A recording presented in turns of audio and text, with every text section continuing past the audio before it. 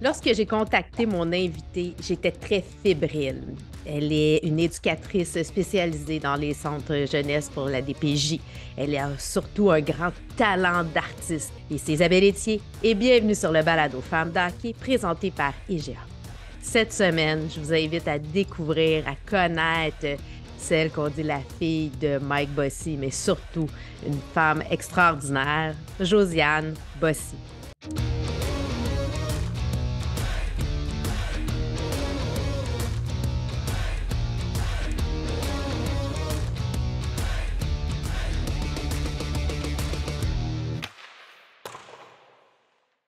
Josiane Bossy, bienvenue sur le balado Femmes d'Hockey. Salut Isabelle, ça va? Ça va super bien. Merci de prendre le temps de te déposer, de venir te raconter un peu sur le balado. Je sais que c'est des choses que tu t'exprimes plus dans ton art artistique que dans la parole habituellement. Je sais très bien m'exprimer. Je parle beaucoup, Isabelle. Tu me connais pas encore. Mes amis puis mon père même aurait pu te le dire que des fois je parle un petit peu trop. Mais bon. On parle jamais trop. On parle jamais trop. Ah, Josiane, oui, je l'ai dit d'entrée de jeu, tu es éducatrice spécialisée dans les centres de jeunesse de la DPJ. Tu es une artiste, donc on voit même d'ailleurs une toile que tu as faite de ton père. Tu as fait plein de choses. On va rentrer un peu plus tard dans ça, mais j'aimerais qu'on parle un peu de hockey. Puis toi, ta relation avec le hockey, c'est quand même, c'est amour-haine un peu, là. Tu veux-tu m'expliquer? oui, mais en fait, si je te dirais que j'aime le hockey, ben je te mentirais. Mhm. Parce que oui, c'est amour-haine. Tu sais, j'aime le hockey parce que mon père a joué au hockey. Par contre, tu sais, pour moi, le hockey, ça a été, comment je peux dire, ça a été comme, le hockey a volé mon père, si on Ouais. veut. C'est sûr que, il y a cette espèce de, tu sais, j'ai jamais vraiment aimé ça, je me suis jamais vraiment intéressée à ça, parce que pour moi, c'était comme, c'était tout ce que ça impliquait, tout le monde du hockey. Moi, je voulais pas appartenir à ça. Ça, c'était venu prendre mon père, puis pour moi, c'était comme, je sais pas, je voulais pas m'associer au hockey. C'est niaiseux, hein? Ben, en fait, c'est comme, tu sais, parce que toi, Mike, c'était pas le compteur de plus de 50 buts, même plus des saisons de plus de 60 buts. Pour toi, c'était ton papa qui pouvait pas être présent à tous les soirs parce qu'il devait aller à l'aréna, il devait quitter. Puis, vous viviez justement à Long Island dans le temps qui jouait au hockey, là. Oui, ben moi, en fait, c'est ça, je suis née ici, donc ma mère est enceinte de moi là-bas, elle est venue OK. ici m'avoir, puis après ça, j'ai vécu 10 ans à New York. Fait que dans le fond, tu sais, les années que mon père a joué, moi, j'étais petite, j'étais à New York, euh, j'ai des souvenirs, bien sûr, mais tu sais, quand il a arrêté de jouer, après ça, moi, je suis venue habiter ici, ouais. OK. Est-ce que c'est de là que vient ton amour du magasinage? Parce qu'on sait qu'à New York, c'est la ville du magasinage. Oh my God, je sais pas de où vient cet amour-là du magasinage. Des fois, je dis que c'est la faute de mon père. Lui, il m'amenait magasiner. Ça, je m'en souviens. Ah Une ouais? fois, deux, ouais, une fois ou deux par année, il nous amenait dans une espèce de magasin là à Long Island. Puis c'est des peu souvenirs que j'ai avec lui, c'est ça. Puis c'était comme le free for all. On pouvait pas tout acheter là, mais pour moi, c'était le paradis sur terre. Fait que je sais pas si j'ai essayé au cours de ma vie de retrouver ce paradis sur terre en allant magasiner. Mais oui, effectivement, j'aime bien le magasinage. Je pense pas qu'on dira pas que c'est de la faute à New York, là. Je pense que c'est de ma faute à moi. As-tu des souvenirs à l'aréna avec lui ou d'aller le voir ou vous évitiez d'y aller? Non, ben j'ai quand même des souvenirs. C'est drôle parce que d'ailleurs, j'ai une amie qui a raconté qu'un de ses souvenirs à elle, c'était la première fois, elle, dans le fond, parce qu'on allait à l'aréna, on allait aux pratiques d'un fois. Moi, je savais pas patiner. Ça m'intéressait pas, j'étais pourrie. Donc, on allait plus dans la chambre des joueurs.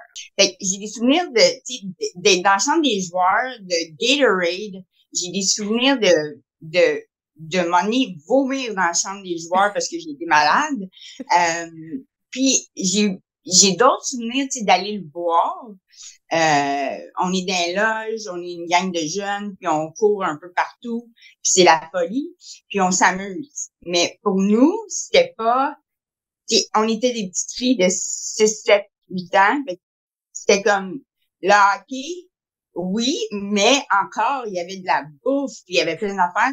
Je pense que c'était vraiment ça que moi j'aimais, en tout cas. C'était plus le happening. C'était plus le happening de te retrouver, d'avoir tes amis. C'était un événement plus que le hockey que vous allez voir, là.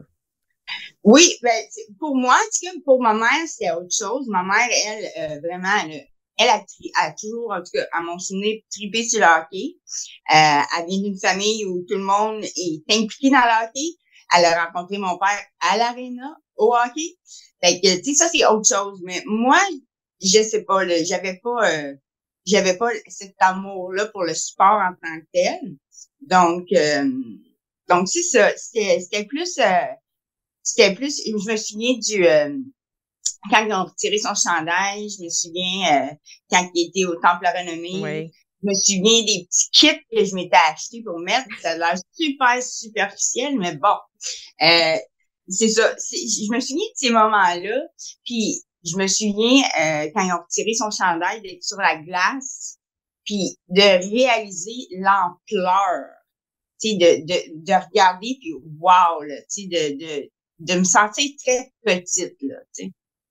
Mais tu sais, tu parlais justement de ta mère. Vous êtes une famille de femmes, en fait. Tu sais, ton père a rencontré ta mère, je pense qu'il avait 14 ans. D'ailleurs, je t'ai raconté ça. On a un petit lien. Mon père a coaché ton père lorsqu'il était atome. Donc, moi, j'avais très hâte de rencontrer Mike. Malheureusement, j'ai pas eu l'occasion de le voir parce que on lui a diagnostiqué son cancer des poumons, justement, le 15 octobre 2021. Et toi et ta famille, vous avez décidé, surtout ta sœur, je pense, qui s'est mis de l'avant là, pour pouvoir déstigmatiser vraiment, faire parler de cette problématique-là du cancer des poumons. Hein? Oui, en fait, je te dirais que c'est une initiative qui est un peu partie de ma sœur. Ouais. Parce que c'est sûr que on a toutes vécu ça de façon différente, hein, ma mère, moi, ma sœur. Ma sœur, elle, c'est plus l'esprit scientifique à la maison.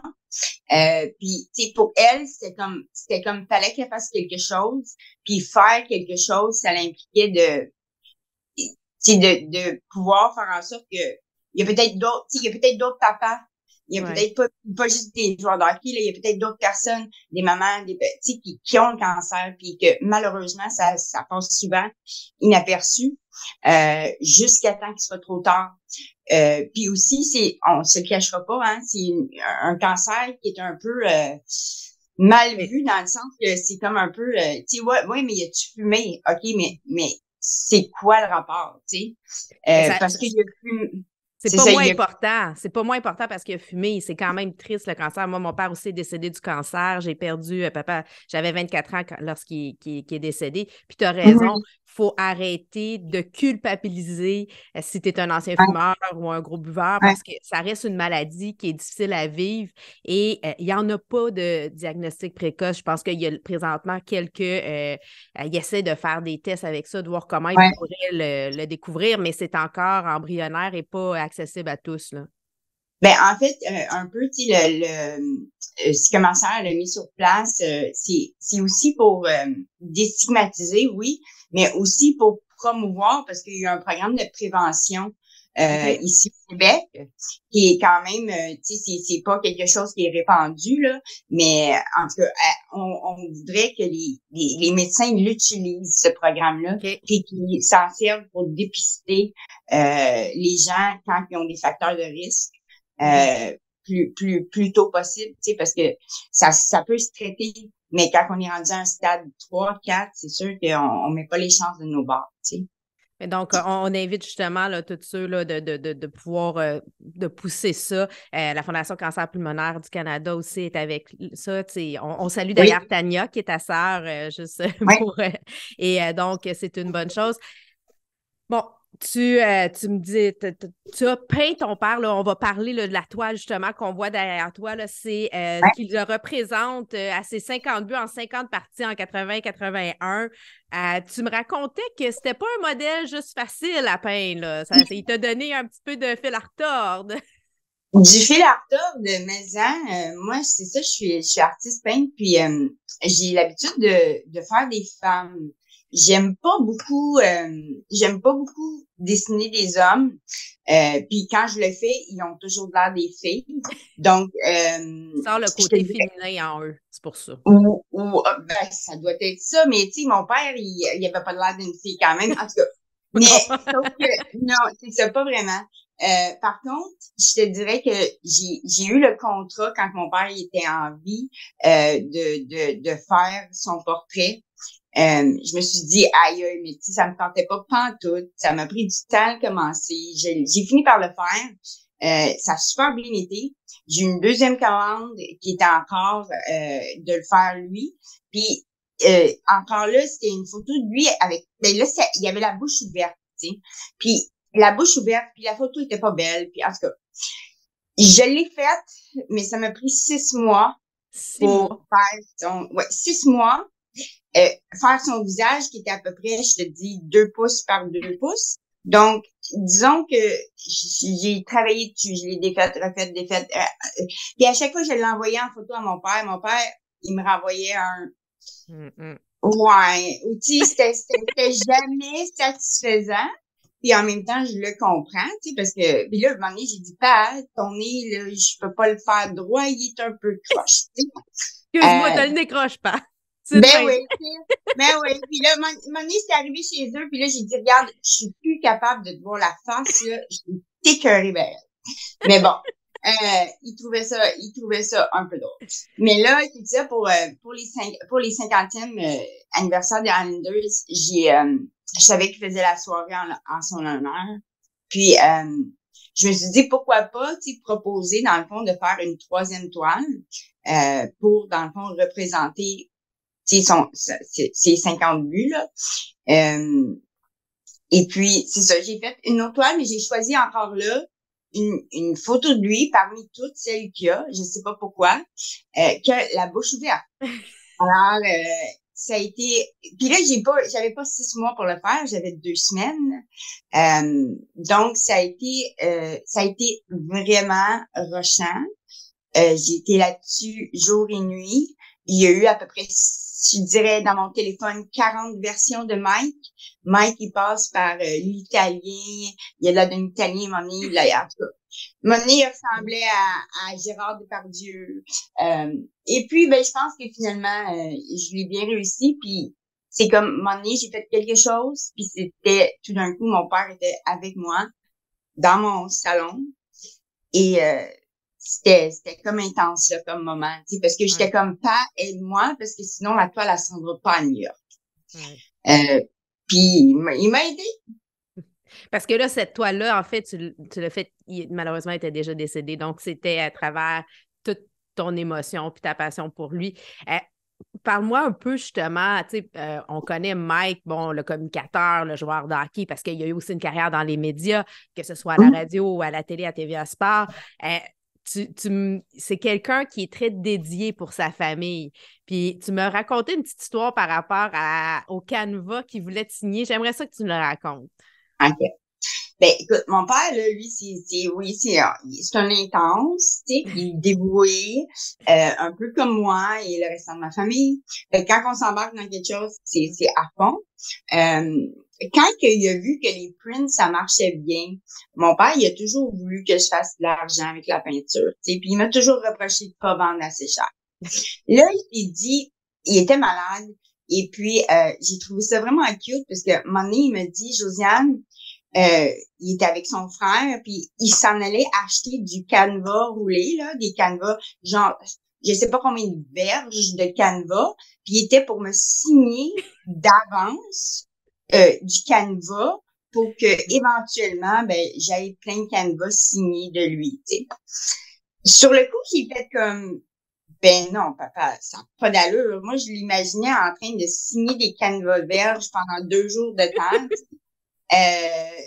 son frère qui aurait poussé le rouleau. Je sais pas trop comment ça aurait fonctionné. Mais je trouvais aussi comme, à ce moment-là, je trouvais que c'était pas correct. Tu sais, c'était comme, c'est un peu profiteur, genre. Puis j'étais vraiment pas à l'aise avec cette idée-là. Mais maudit que j'aurais dû le faire. Parce que je le regrette un peu, c'est sûr. Mon père, il a eu le temps il m'a signé beaucoup de choses d'avance. Moi, j'avais déjà des copies d'impression, tu sais, fait que j'en ai encore des copies signées, mais c'est sûr que l'idée du Canva, du 60 verges de Canva signé, ben, j'ai pas approuvé. Mais en même temps, ça démontre justement le côté paternel, protecteur, de vouloir être là, de continuer, de perpétuer cette âme protectrice avec toi. Là, je vais t'amener dans un autre segment complètement à partir de barrage présenté par M2 Assurance. C'est des ceci ou cela. Fait que tu me réponds, puis tu peux m'expliquer pourquoi. Si je te demande océan ou montagne? Montagne. Montagne. Matin ou soir? Oh my God, moi, je suis toujours debout presque. Fait que matin ou soir? Matin. Matin. Ouais, parce que ouais, j'aime la clarté, j'aime quand il fait clair, ça illumine mon esprit. Changer le passé ou voir le futur? Voir le futur. Voir le futur. Radio ou télé? Ton père a fait les deux. Ni un ni l'autre. Moi, j'ai pas de télé chez moi, puis une radio, ben, j'en ai pas. Souliers ou sac à main? Ah, toutes. Toutes ces réponses. C'est toutes ces réponses. Si j'ai à en choisir un, ben, je pense que j'irais vraiment avec, ben, je sais pas, souliers, tiens. Puis si je te demande, aile de poulet, barbecue 911 ou poivre et sel marin?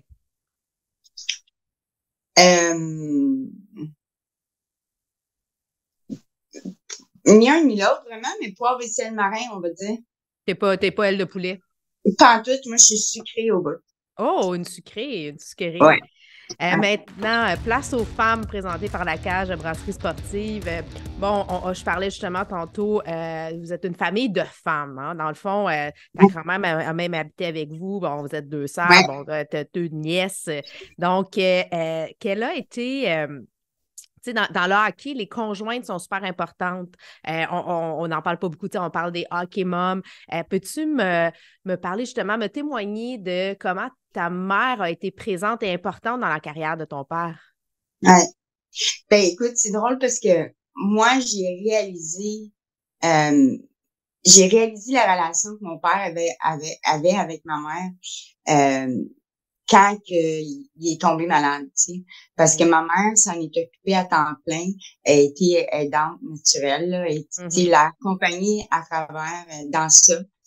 Puis, tu sais, pour des gens tu sais, nous autres, on l'avait jamais vu malade, même avoir été, on l'a jamais vu pas fonctionner. Mon père, c'était un top shape 100% tout le temps, tu sais.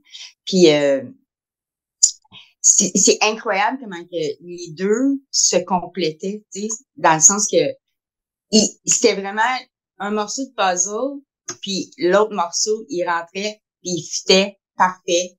Ils étaient faits un pour l'autre, autant dans leur, tu sais, je te dirais pas que c'est, tu sais, moi, j'aurais pas été capable de prendre la place de ma mère. Tu sais, j'aurais été la conjointe la plus pas parfaite pour mon père parce que je suis qui je suis. Ouais. Mais sauf que les autres, c'était comme fusionnel. C'était fusionnel, puis c'était vraiment là, tu sais, un suivait l'autre, puis c'était vraiment moi ça en tout cas j'ai vu le plus bel amour. J'ai jamais vraiment vu mes parents se donner des becs ou tu sais des gros signes. On n'est pas vraiment affectueux en public, mais ils écrivaient tout le temps des lettres d'amour, tu sais. Puis mais des lettres, je te le dis, là, tu sais, moi, écoute, là, des belles lettres d'amour, là, c'est incroyable. Tu sais, des fois, j'arrivais, mon père, il écrivait juste, mettons, il partait en voyage une semaine, il écrivait des I love you dans le miroir. Tu sais, bon, oui, vraiment, tu sais, des petites attentions comme ça qui, c'est vraiment beau, tu sais, puis je lève mon chapeau à ma mère parce que, et vraiment, ça doit pas être facile, tu sais, de perdre, tu sais, ta moitié, tu sais, de perdre, Ouais. Ah, c'est de, bon. c'est ça. Donc, il était même parfait dans sa relation amoureuse, tu sais. Il y a une image tellement... et toi, tu as pris la décision avec ton art de créer des œuvres pour aider les femmes, justement, parce que, bon, on sait qu'avec la pandémie, ça a justement contribué à augmenter la problématique des violences conjugales. Il y a aussi toute la question de la santé relationnelle et tes toiles que tu as fait au profit de l'organisme La Rue des femmes. J'aimerais ça que tu m'en parles un peu. Ouais, ben en fait, comme je te dis, moi j'ai toujours un penchant à peindre des femmes. Puis pendant la pandémie, j'avais, écoute, peut-être une quinzaine de toiles de femmes qui m'entouraient chez moi et qui me regardaient. C'était comme s'ils me regardaient. Euh, puis moi, j'ai tendance des fois quand une toile est finie, je veux qu'elle soit plus belle. Fait que je vais la retoucher. Puis des fois, ben ce qui arrive, c'est que je vais la rater. Fait que je la recommence, puis en tout cas. Fait que ces femmes-là ont été avec moi pendant peut-être 2 ans de temps, tu sais. OK. Puis pendant ces 2 ans-là aussi, j'étais moi-même dans une relation qui était, tu sais, qui était un peu à cette image-là, tu sais, Mhm. de, tu sais, t'essayes de tout changer, mais au fait, faut que tu t'en ailles, tu sais, parce que c'est des relations qui fonctionnent pas, tu sais. Puis t'as beau faire n'importe quoi, des fois c'est pas, tu sais, c'était pas nécessairement moi le problème, tu sais. Mais tout ça pour dire que, un moment donné, j'ai fait un cheminement, puis m'est venue l'idée de faire comme, de présenter, de proposer un projet, dans le fond, à un organisme. J'ai choisi la rue des femmes. Euh, pour contrer la violence conjugale, mais aussi pour, tu sais, dans le fond, c'était plus pour comme sensibiliser les gens aux formes de violence, euh, parce que ça peut tellement être sournois, tu sais, on a souvent l'impression que la violence, tu sais, c'est se faire donner un coup de poing, d'avoir des Mhm. bleus, alors que, tu sais, des fois, ça peut être plus sournois, puis ça peut être aussi dommageable, je pense. Puis en même temps, je trouve qu'on a beaucoup de préjugés sur les femmes qui vont rester dans des relations qui leur conviennent pas, en fait. Mais on a beaucoup de préjugés, on pense qu'ils sont pas forts, on pense en tout cas, moi, j'en entends, tu sais. Puis c'est souvent le contraire, tu sais. Fait que je voulais un peu briser ces préjugés-là. Aussi, euh, je trouvais que c'était de rendre le tout cohérent, tu sais, dans le sens que Ouais. ça parlait de mon vécu. J'étais capable de faire un parallèle aussi avec tu sais, avec d'autres vécus. En même temps, ben c'était une problématique aussi qui touchait beaucoup de personnes à ce moment-là. Donc, je trouvais que ça faisait du sens pour moi. Puis ça venait aussi un peu comme euh, moi, ça m'a fait comme passer à autre chose aussi dans ma vie. Ça a été thérapeutique à la fois. Dans le fond, ce qu'on parle ici, c'est toute la violence psychologique qui est excessivement néfaste. Tu l'as vécu malheureusement, tu t'en es sorti, puis puis ton père était encore là lorsque tu t'es sorti de cette relation-là. On a encore un autre petit parallèle là-dedans parce que moi aussi, je me suis sortie d'une relation à violence psychologique juste avant que mon père parte. Ah oui, C'est c'est fou, hein? fou. Je me permets d'en parler parce que, bon, quand on s'est rencontrés la première fois, on s'est parlé, Ouais, il y avait plein de points communs. Puis là, je suis comme un autre ouais, un autre malheureux, mais heureusement, quand tu dis la force de s'en sortir, puis souvent, lorsqu'on se retrouve dans des situations comme ça, ça prend beaucoup de vertu, d'écoute. Puis ouais. nos papas nous voient, puis ils n'aiment pas ça. Non, c'est sûr. Puis tu sais, je te dirais que ce qui est difficile aussi des fois, c'est que les gens, tu sais, puis moi, c'est pas pour tu sais, les gens aussi, ils vont souvent voir des fois la personne l'agresseur ou tu sais, la personne Oui. qui fait subir de la violence. Ben tu sais, c'est pas quelqu'un qu'aux yeux de tout le monde, tu sais, c'est pas un méchant là. Tu sais, souvent, Mais ça va être non, au contraire, tu sais. ouais. Donc, je peux pas te dire que mes parents ou les gens autour de moi, tu sais, le voyait. Puis c'est ça qui est doublement difficile, tu sais, parce que moi, je suis plus colorée, tu sais. Fait que, il y a des gens qui pourraient dire, ben, c'est moi la violente, tu sais, parce que je m'exprime. Puis des fois, je vais crier. Alors que c'est ça. Fait que ça, c'était difficile, mais je pense que mon père, tout comme ma mère, tout comme n'importe quel parent, tu sais, ce qu'ils voulaient, puis ce qu'ils vont toujours vouloir, c'était que je sois heureuse, tu sais. Puis peu importe, toute seule, avec quelqu'un, n'importe quoi. Tu sais, mon père, avant de partir, il me dit, Josiane, promets-moi une chose, c'est que plus jamais, tu sais, tu vas te retrouver dans des relations où tu seras pas heureuse, tu sais, parce que la vie, tu sais, on mérite pas ça personne, tu sais. Mais ça prend beaucoup de courage, puis ça prend des organismes qui ont de l'argent pour s'en sortir, parce que c'est difficile, tu sais, moi j'ai pas d'enfants, mais je regarde des gens qui ont des enfants, puis ça demande comme complètement une restructuration. Puis je regarde d'autres femmes, tu sais, comme à la rue des femmes qui viennent tu sais, il y a des traumas qui sont en dessous de ça, qui viennent de loin, tu sais. Fait que c'est de guérir ça, pas juste leur donner un refuge, mais de guérir toutes les blessures en arrière. Puis moi, je pense que l'art, excuse, je pense que l'art, c'est le meilleur moyen. Puis ça, c'est ma passion à moi, tu sais, que mon père m'a transmis d'être passionné.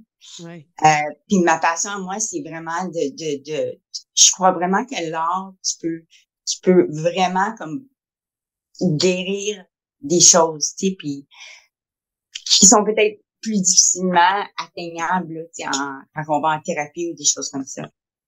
Je vais faire un petit parallèle, je vais me permettre un parallèle justement dans le milieu du hockey où ce qu'il y a, on dénonce présentement, il y a eu des situations de violence sexuelle, il y a il y a comme une espèce de philosophie boys will be boys, puis c'est comme si on diminue l'impact négatif ou comme c'est parce que c'est des joueurs de hockey, c'est correct ou on les pardonne plus. C'est sûr que ça change, heureusement.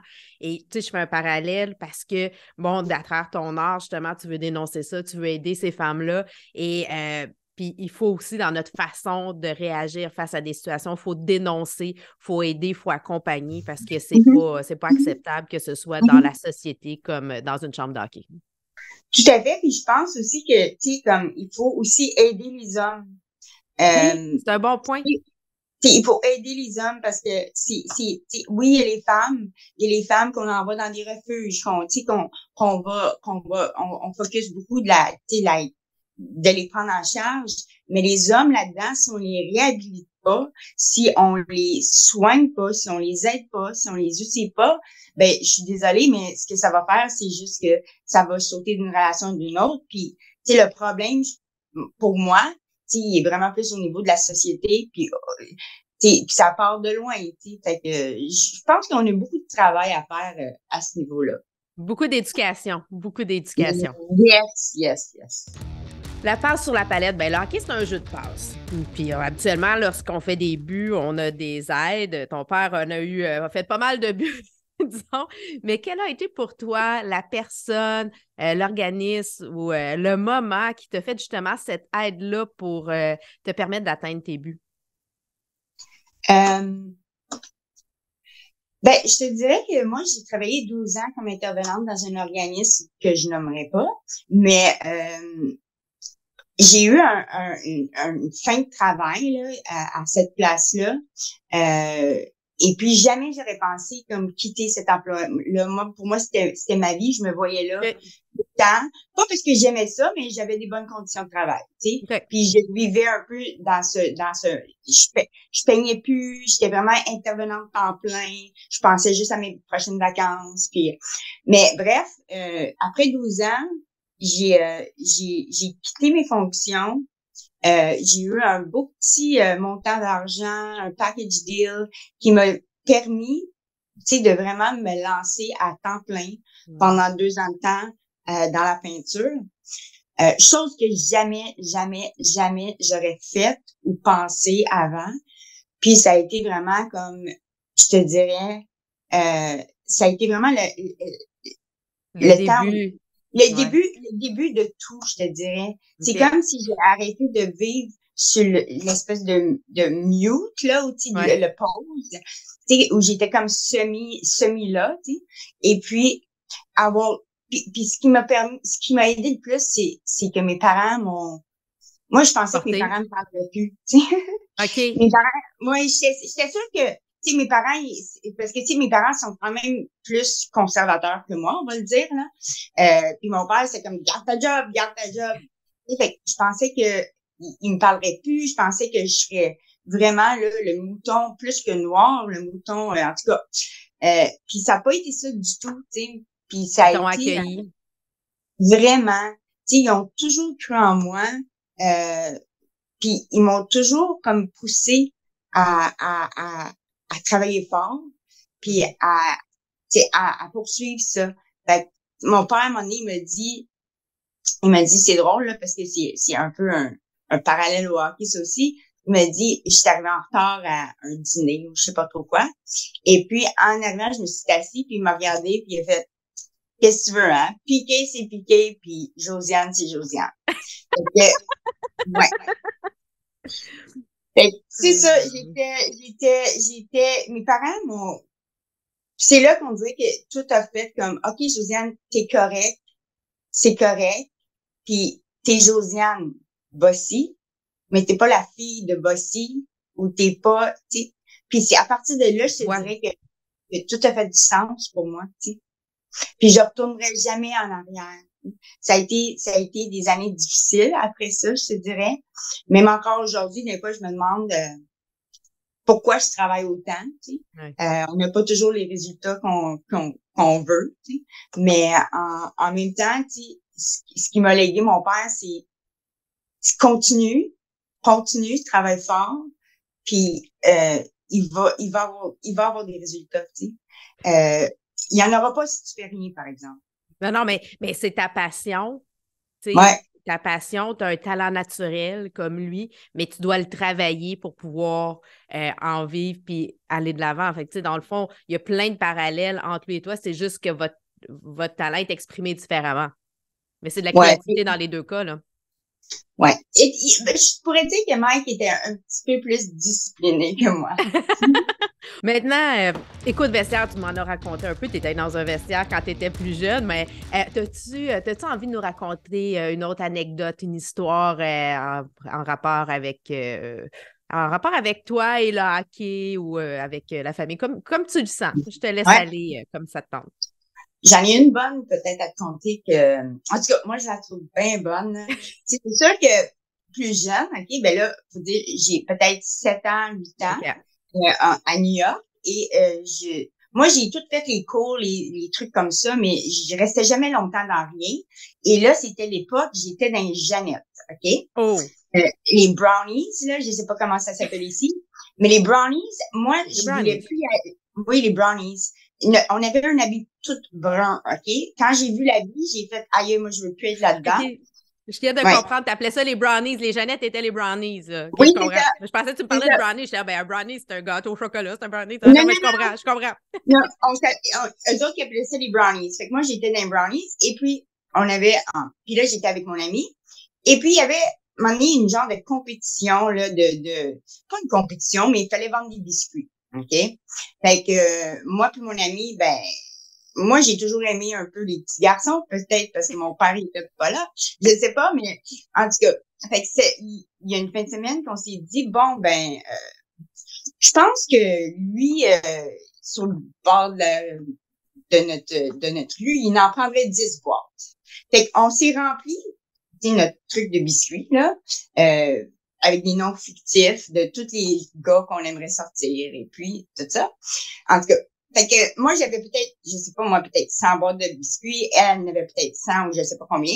Et puis, on a gagné la compétition, c'est sûr, de De vente de biscuits. vente de biscuits, ouais. Mais là, l'affaire, c'est que c'est mon père qui s'en va probablement avec sa Jaguar ou je sais pas trop de l'époque. Il s'en va lui chercher les biscuits. Il arrive là, la femme a fait comme ben là, monsieur, tu sais, c'est parce que vous pouvez pas tout amener ça dans votre voiture. Là, lui, il pose des questions. Il est comme, c'est quoi ça, l'affaire? Bref, mon père, il était pogné, OK, à ramener peut-être, je sais pas combien de boîtes de De biscuits. biscuits. Et sûrement qu'il a dû les payer aussi parce que on s'entend-tu que personne avait vraiment acheté les boîtes de biscuits. Et puis, pendant, je pense, 1 an et demi, il a revendu ça à l'équipe de hockey aux Islanders, aux gars. Fait que eux autres, ils achetaient les boîtes de biscuits à mon père pour liquider le stock de biscuits. C'était bien drôle. C'est là qu'il a commencé sa carrière. Son après-carrière, il était là avec Humpty Dumpty après. Fait que c'est peut-être là qu'il a développé Oh, ses talents de vendeur. peut-être, qui sait, hein? Tu sais, je sais pas, là, mais ouais, Ah. j'avais jamais pensé à ça. Ah, c'est Mm. très drôle. Fait que Ouais, Mike, il vendait les biscuits aux Highlanders parce que sa fille les avait vendus. ouais, ouais. C'est Puis ça, très drôle. n'importe qui me connaît, là, c'est vraiment mon style, là, tu sais.